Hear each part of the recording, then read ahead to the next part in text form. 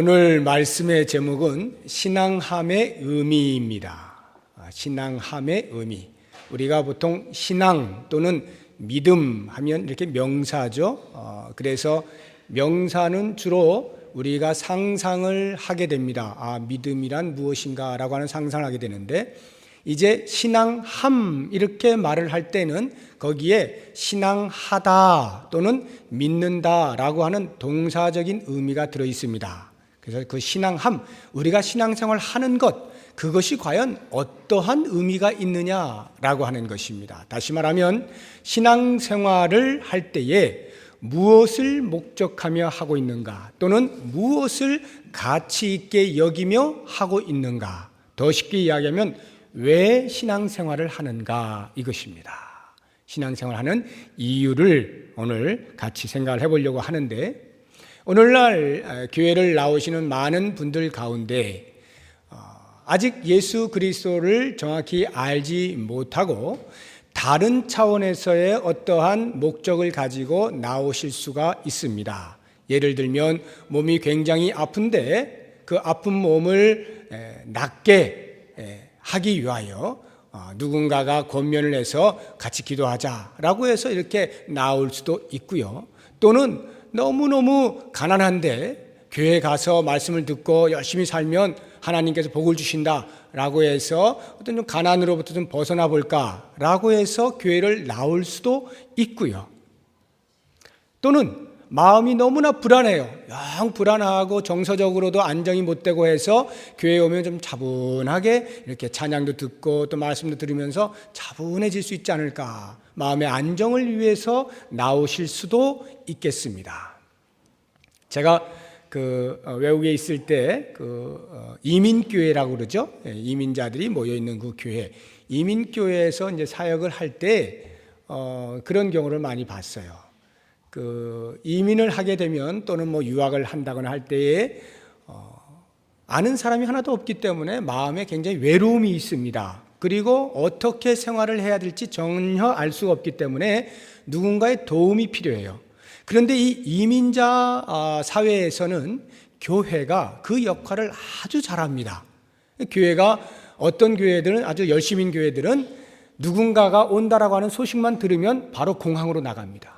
그래서 공항에서부터 모든 짐을 찾는 것에서부터 와가지고 어디 잠시 기거하고 또 방을 얻고 차를 사고 하는 이 모든 것들을 다 세트를 시켜줘요.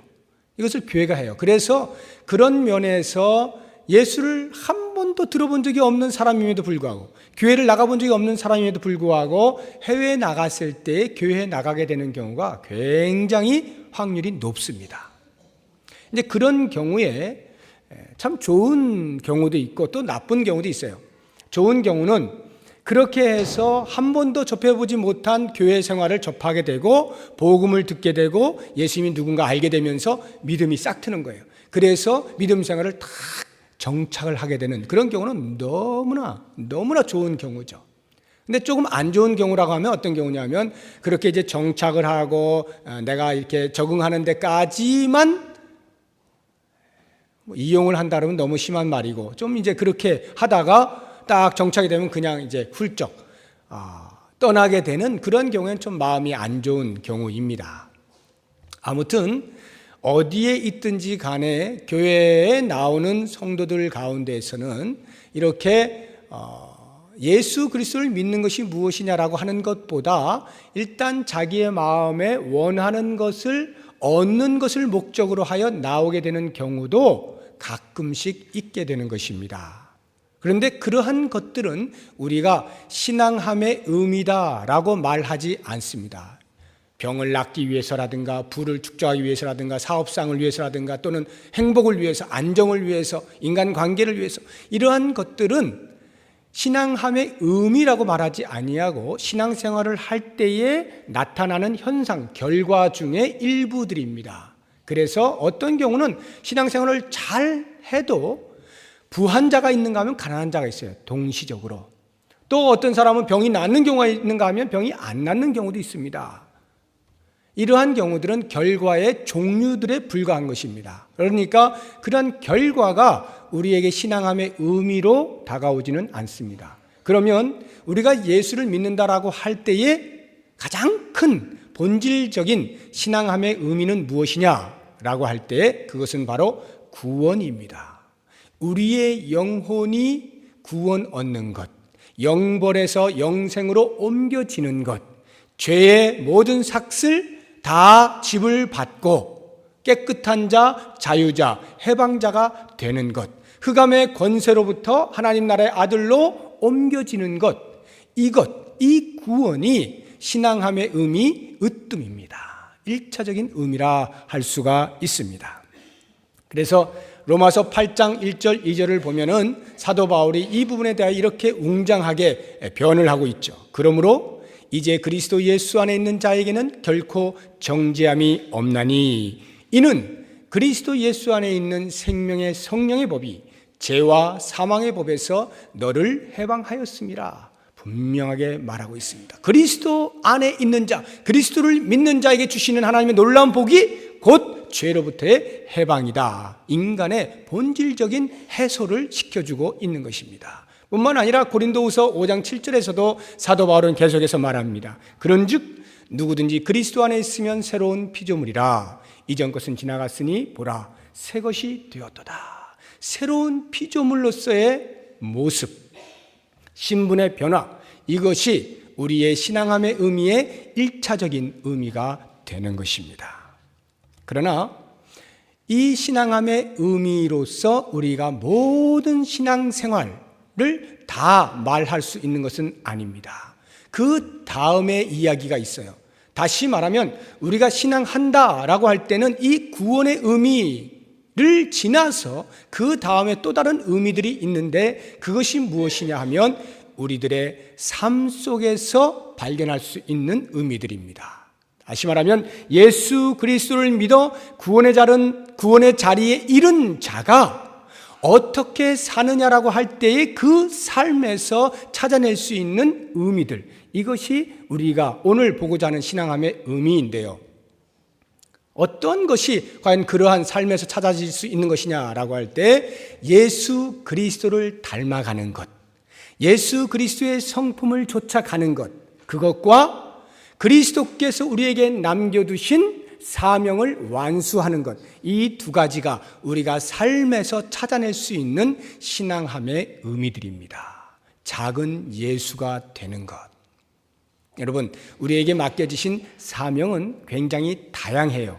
여러 가지의 사명이 있습니다. 각자가 다릅니다. 그러나 그 사명을 완수하기 위한 그리스도를 담는 성품, 이것은 모두가 동일하게 추구해야 되는 것입니다.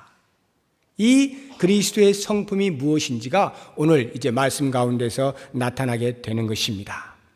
자, 이렇게 볼 때 오늘 본문에 나오고 있는 이 제자들은 과연 신앙함의 의미를 어디까지 알고 살고 있었는가라고 하는 것입니다. 예수 그리스도를 3년 동안 쫓아다녔기 때문에 그리스도를 믿는 믿음으로 구원을 얻는다라고 하는 것을 모르지는 않았을 것입니다. 그것에 대한 소망이 있었겠죠. 그러나 그 이후에 그래서 예수의 제자가 된 자로서 그 좇는 의미, 신앙함의 의미들을 어떻게 발견하였느냐라고 할 때 제자들에게서는 용케 정답을 찾아내기가 쉽지가 않은 것입니다. 오늘 말씀을 보면 전혀 엉뚱한 것으로 포커스를 맞춰서 신앙을 하고 있는 것을 보게 됩니다. 32절을 같이 한번 보겠습니다. 32절 말씀을 보면 그러나 제자들은 이 말씀을 깨닫지 못하고 묻기도 무서워하더라 이렇게 나오죠. 제자들은 이 말씀을 깨닫지 못하고 할 때 이 말씀이 무슨 말씀이냐 하면 그 바로 위에 보시면은 예수님께서 제자들에게 내가 이제 곧 십자가에서 죽을 것이다 라고 하는 것과 3일 만에 다시 부활할 것이다 라고 하는 것을 말씀을 하십니다. 우리가 지지난주에도 보셨죠? 처음으로 제자들에게 그 말씀을 하지 않았습니까? 이제 두 번째 말씀을 해 주신 것입니다. 그런데 이 말씀을 여전히 제자들이 깨닫지 못하는 것입니다. 그리고 그 다음 말, 묻기도 무서워하더라. 뭘 묻느냐? 예수님, 이게 무슨 뜻인지 모르겠습니다. 왜 예수님께서 십자가에서 돌아가신다는 거고요? 그리고 3일 만에 부활한다는 건 도대체 이게 무슨 말이죠? 이렇게 묻고 싶은데 묻지도 못해요. 묻기가 무서운 거예요. 왜 그럴까요? 처음에 예수님께서 말씀을 해주셨을 때 그 수제자라고 하는 베드로가 깜짝 놀라면서 예수님 무슨 소리입니까? 무슨 십자가에서 돌아가십니까? 제가 보호해드리겠습니다. 걱정하지 마십시오. 이렇게 했다가 예수님한테 아주 큰 거 한 방 막잖아요. 사단아 물러가라. 사단아 물러가라. 도저히 스승에게서 들을 수 없을 만한 그런 충격적인 말을 들은 것을 이 제자들도 다 알고 있단 말이죠. 그러니까 지금 이 시간에도 여전히 다시 한번 물었다가 괜히 예수님한테 욕먹을 게 뻔하거든요. 아직도 못 알아듣냐? 욕먹을 게 뻔하니까 아예 묻지를 못하는 거예요. 벌벌 기는 거예요. 왜요? 깨닫지를 못한 데다가 그냥 욕먹느니 모르는 채로 있자 이러고 있는 것이죠. 34절을 보시면 저희가 잠잠하니 이는 노중에서 서로 누가 크냐 하고 쟁론하였음이라. 이 34절의 말씀은 어디서 나온 거냐? 그 33절을 보면은 예수님께서 이제 갈릴리에서의 모든 사역을 거의 이제 다 마치셨어요. 그리고는 예루살렘으로 이제 가셔야 돼요. 십자가를 지셔야 되니까. 그 예루살렘에 가시기 위해서 이제 가버나움으로 이렇게 향해 가고 있었습니다. 제자들과 함께 대동에서 쭉 가고 있는데 그 길에서 제자들이 어떤 주제를 가지고 토론을 한 것입니다. 어쩌고 막 토론을 했어요. 그것을 예수님이 들었어요. 뭐 크게 말해서 들었는지 어쨌는지 아니면 뭐 원래 예수님 다 아시니까 아무튼 들었습니다. 그리고는 가버나움에 오셔서 한 집에 들어가서 제자들을 불렀어요. 야, 너희들 그 길에서 그렇게 신나게 토론한 것이 뭐냐? 뭘 가지고 그렇게 이야기했냐? 이렇게 물으셨거든요. 그 물음에 대한 답이 34절인데 뭐라고 나오냐면 저희가 잠잠하니 대답을 못했다 이런 말이에요. 그 이유가 그 다음에 나오는 거예요. 왜 대답을 못했는고 하니 그 토론의 내용이 노중에서 서로 누가 크냐라고 하는 것이었습니다. 그러니까 이것은 토론이 아니라 뒤에 보면 쟁론이라고 되어 있죠. 쟁론이 뭐냐면 다퉜다 이런 말이에요. 다퉜다. 네가 크냐 내가 크냐 막 이거 했다는 거죠. 길거리에서 가면서. 그때가 언제입니까? 예수님께서 십자가 사건이 있을 것이다 라고 말씀을 들으면서 같이 걸어가는데 네가 커 내가 커 이거 하고 있었다라고 하는 것이죠. 자, 왜 제자들이 누가 크냐라고 하는 것으로 쟁론을 벌였을까요? 금방 짐작이 갑니다. 지금 이렇게 예수님께서 갈릴리 사역을 마치실 때가 그 벙어리 귀신 들린 어린아이 고쳐준 사건이잖아요. 그거 이제 끝나고 나서 바로 이렇게 제자들과 함께 가지 않습니까? 그런데 그 직전에 일어난 일이 뭐냐 하면 예수님께서 베드로, 요한, 야고보 세 제자를 데리고 산으로 올라가셔서 변형된 모습을 보여주신 것입니다. 그리고 거기에 엘리야도 등장하고 모세도 등장합니다. 도저히 인간 세계에서는 경험할 수 없는 천상의 모습을 이 세 제자가 보게 된 것입니다. 그러니 한번 입장을 바꿔서 생각하면 얼마나 요 입이 빨리 말하고 싶어가지고 야 내가 이거 봤어. 예수님께서 변했는데 그 옷이 말이야 세상에서 도저히 볼 수 없는 하얀 옷으로 바뀌었고 우리가 그렇게 흠모하던 그 모세, 엘리야 선생님들이 다 나타났다니까 그래. 얘기하고 싶어서 막 안달이 났는데 내려오자마자 어떤 일이 벌어졌어요? 벙어리 귀신 들린 어린아이 고쳐주느라고 정신이 하나도 없잖아요. 그 남아있는 제자들도 막 진땀 찔찔 흘리고 예수님도 그것이 너무 안타까우니까 또 고쳐주시고 제자들이 이야기할 시간이 없었던 거예요. 근데 그것이 딱 끝나고 나서 이제 길을 걸어가는 동안에 기회는 찬스라고 그냥 이 세 제자가 얼마나 했겠어요. 야야야야야 우리가 말이야 끝내주는 거 봤어. 너도 못 봤지? 야구르지? 하면서 얼마나 자랑을 많이 했겠습니까? 9장 9절을 보시면요. 예수님께서 산에서 내려오실 때 그들에게 뭐라고 말하냐면은 인자가 죽은 자 가운데서 살아날 때까지는 본 것을 아무에게도 이르지 말라. 이렇게 말씀하셨거든요. 세 제자에게 당부했거든요. 절대 말하지 말아라. 왜요? 알아듣지도 못할 테니까. 이게 무슨 말인지 모르니까. 말하지 말라고 그렇게 신신당부를 했는데도 불구하고 이 세 제자들이 그 말을 들을 리가 없죠. 지금 막 이 속에서부터 내가 경험한 이 놀라운 것 이것이 신앙함이다 라고 하면서 막 이야기했을 거 아니에요. 그 자랑을 듣고 있던 9 제자들이 어떻게 했겠어요? 야 하고 침만 그냥 적당히 흘려주면 좋겠는데 그게 아니라 가만히 듣다 보니까 어때요? 막 약이 오르는 거예요. 세상에 말이야. 아무래도 평소에도 늘 세제자라고 해가지고 예수님이 따로 사랑하고 이렇게 따로 데리고 가고 이래가지고 안 그래도 마음이 좀 그러고 있는데 거기다가 뭘 봤다고? 막 난리가 난 거예요. 그러니까 이 아홉 제자들이 어떻게 했겠어요? 너희들만 잘났냐? 막 소리를 지를 거 아니에요? 시기심이 발동을 했단 말입니다. 자랑을 하는 사람들이나 그것을 놓고 시기를 하고 질투를 하는 사람들이나 이 제자들은 모두 신앙함의 의미가 무엇인지 알지 못했다라고 하는 것입니다. 그들은 그렇게 놀라운 믿음의 생활에서 어떤 경험을 하는 것이 마치 신앙함의 의미라고 생각을 해서 자랑을 했을는지 모르겠습니다. 그것에 대하여서 어떤 사람은 그래 나는 또 다른 거 있어 내가 너보다 더 나아 라고 해서 위로 올라가는 으뜸이 되어지는 첫째가 되어지는 것으로 신앙함의 의미를 찾으려고 했는지도 모르겠습니다. 이 모든 것들은 예수님께서 말씀하시는 신앙함의 의미의 본질이 아니다라고 하는 것입니다. 그래서 이것을 가르치기 위해서 예수님께서 말씀을 하시는 거예요. 누구든지 첫째가 되고 싶으냐? 그러면 무사람의 끝에 가서 서라. 이렇게 말씀하신 거예요. 첫째가 되고 싶으냐? 끝으로 가라. 말째로 가라. 무사람을 섬기는 자가 되라. 그 사람이 첫째이니라. 이렇게 가르쳐 주셔요.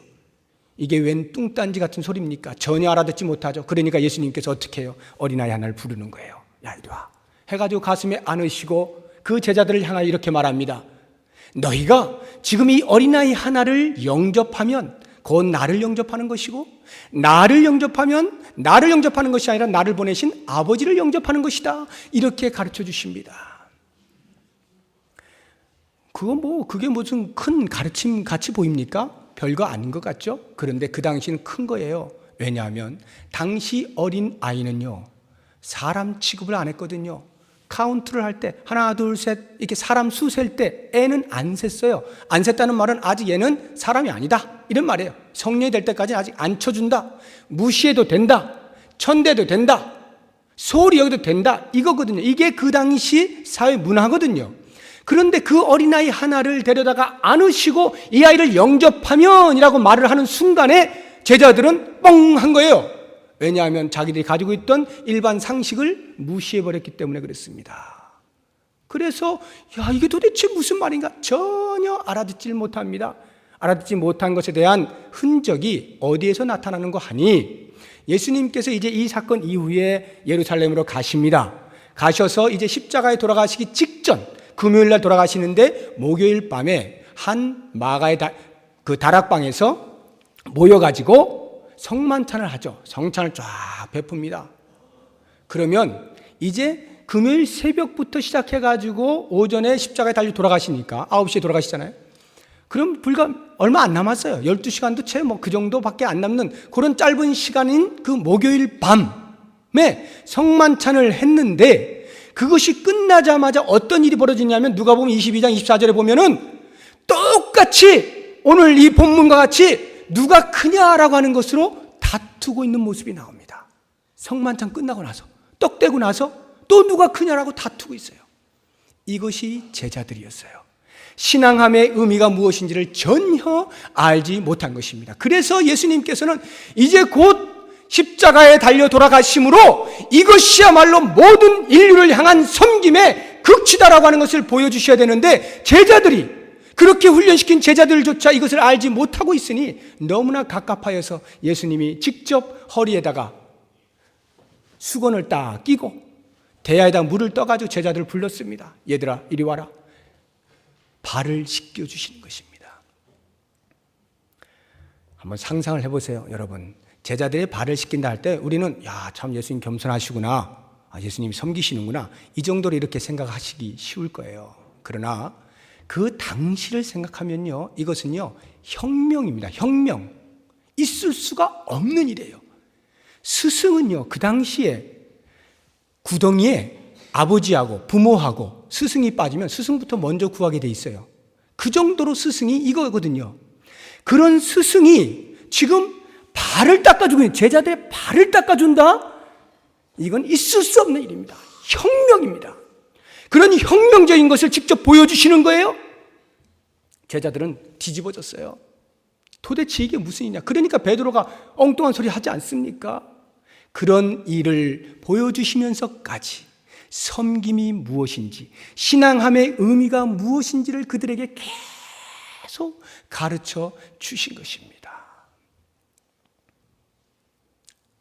우리가 이러한 섬김을 이해하게 될 때 이제 여러분 먼저 제가 오해하지 마셔야 할 부분을 말씀을 드리겠습니다.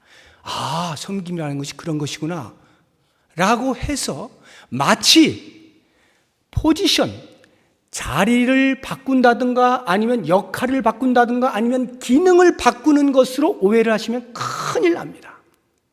무슨 말이냐면 예수님께서 어린아이를 딱 안았어요. 그리고 제자들한테 말합니다. 이 어린아이를 영접해라 라고 할 때 영접하는 방식이 제자들 보고 너희가 이 어린아이보다 더 어린애가 돼버려라 이렇게 말씀하시는 것이 아니라는 것입니다.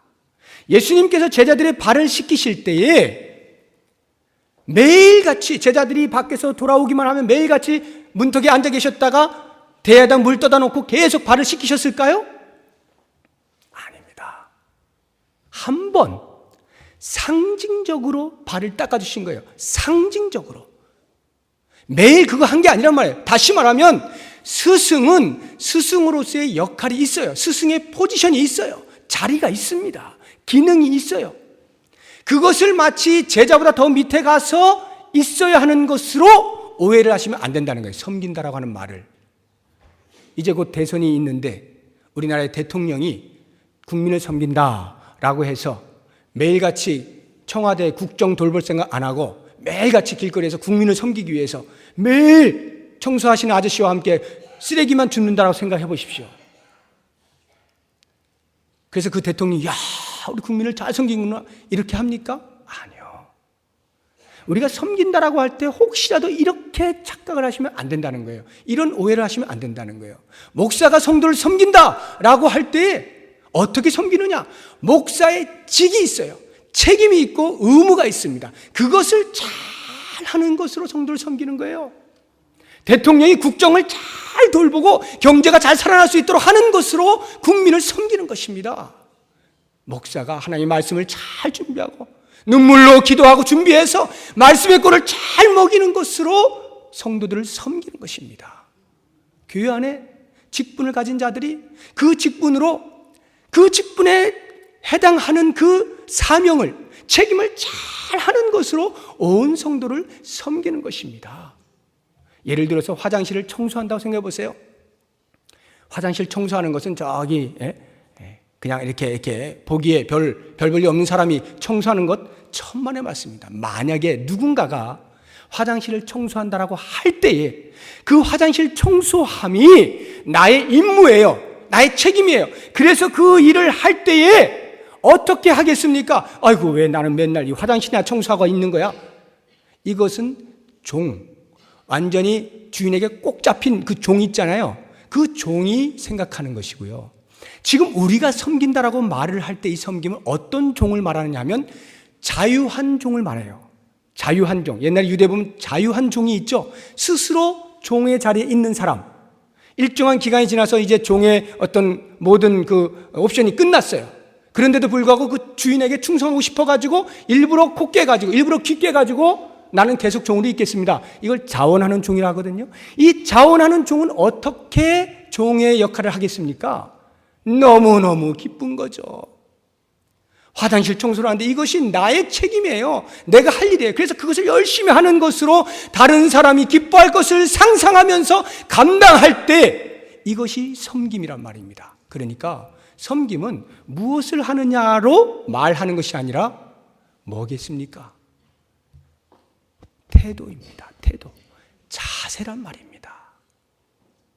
어느 자리에 있든지 무엇으로 섬기든지 그 자세가, 그 태도가 섬기겠다라고 하는 그 태도로서 할 때 진정한 섬김이 나온단 말이에요. 그렇다고 하면 이렇게 섬김의 태도는 과연 무엇으로 동기부여가 되느냐라고 할 때 두 가지가 있습니다. 하나는 사람을 존중함으로써 한 사람이 얼마나 존귀한 존재이냐라고 하는 것을 인식하게 됨으로써 섬김의 태도를 가질 수가 있습니다. 어린 아이를 안으실 때에 제자들은 왜 저런 어린 아이를 영접하라고 말을 하는가라고 하는 그 사회가 무시하고 있는 그것에 대해서 예수님이 그 말씀을 하실 때는 이 아이가 얼마나 존귀한 존재이냐라고 하는 것을 알으라는 것입니다. 제자들의 발을 씻기실 때에 예수님께서 보여주시고자 하는 것은 너희들이 내가 스승된 내가 제자들의 발을 씻길 만큼 존귀한 존재다라고 하는 것을 알려주시는 것입니다. 그리고 너희도 서로 발을 씻겨라, 서로 섬겨라라고 하는 말은 섬김의 대상이 얼마나 존귀한 자이냐라고 하는 것을 명백히 인식을 하라는 것입니다. 그래서 우리가 예를 들어서 교회 안이 됐든지 가정이 되었든지 우리의 섬김의 대상을 놓고 볼 때 내가 왜 섬기는가라고 할 때 그 섬김의 대상이 너무너무 존귀한 거예요. 하나님의 형상대로 지음받은 사람이라고 하는 것을 보게 될 때 얼마나 존귀합니까? 이렇게 사람을 존중하는 인식이 있을 때 섬김의 태도가 발생하게 되는 것입니다. 또 다른 하나가 무엇이냐 하면 나의 섬김의 대상이 곧 사랑의 대상이다라고 하는 것을 인식할 때 비로소 섬김이 가능합니다. 사랑의 대상. 억누르고 이렇게 착취하고 억압하는 그러한 대상이 아닌 사랑의 대상이라고 생각이 되어질 때에 섬김이 가능해지는 것입니다. 모든 권력의 구도는 위에서부터 밑으로 내려오지 않습니까? 스승에서부터 제자에게로, 선생에서 학생에게로, 부모에게서 자녀에게로, 위정자에서부터 백성으로, 일반적인 우리의 상식에서의 모든 권력의 구도는 위에서부터 아래로 해요. 그러니까 섬김은 어디서부터? 밑에서부터 위로 가잖아요. 낮은 자가 높은 자를 섬기는 거 아닙니까? 이러한 구도에서 예수님께서 우리에게 가르쳐 주시는 것은 비록 위에 있다 할지라도 그 위에서 밑에 있는 사람들을 사랑하는 마음을 품게 될 때 그 사람을 억압하거나 착취하거나 하는 것이 아니라 그 사람을 섬길 수가 있게 된다라고 하는 것입니다.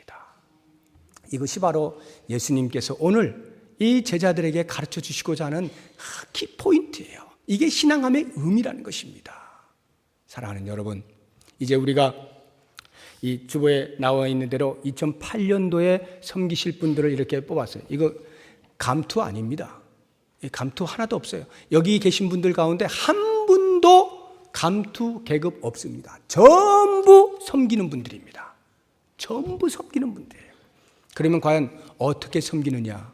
우리의 성도들을 바라볼 때 성도들이 얼마나 존귀한 존재인가, 얼마나 사랑스러운 존재인가를 마음 깊은 곳에부터 인식하면서 나에게 주어져 있는 이 일을 최선을 다하여 감당하는 것입니다. 뒤에 보면 임무가 나와 있잖아요.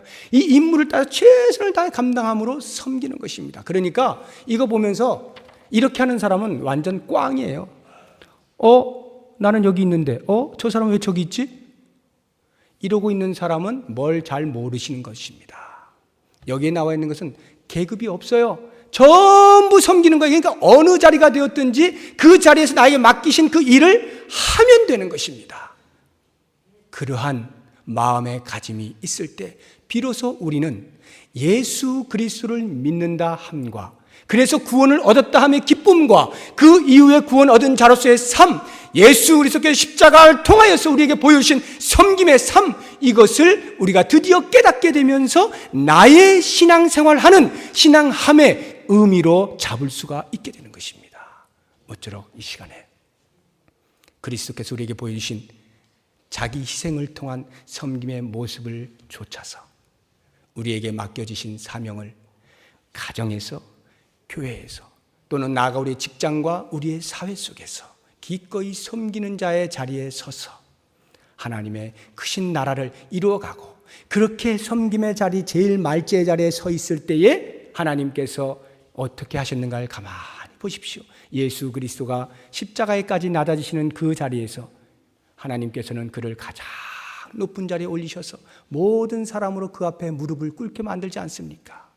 우리에게 이런 섬김의 자리를 말씀하실 때에는 이와 같이 하늘에서 가장 큰 상이 이미 보장되어 있는 것임을 전제하고 요구하는 것이니 이 섬김의 자리를 굳게 지켜서 하나님을 크게 기쁘게 하시고 우리의 마음에도 말할 수 없는 놀라운 하나님의 부으시는 축복을 누릴 수 있기를 바랍니다.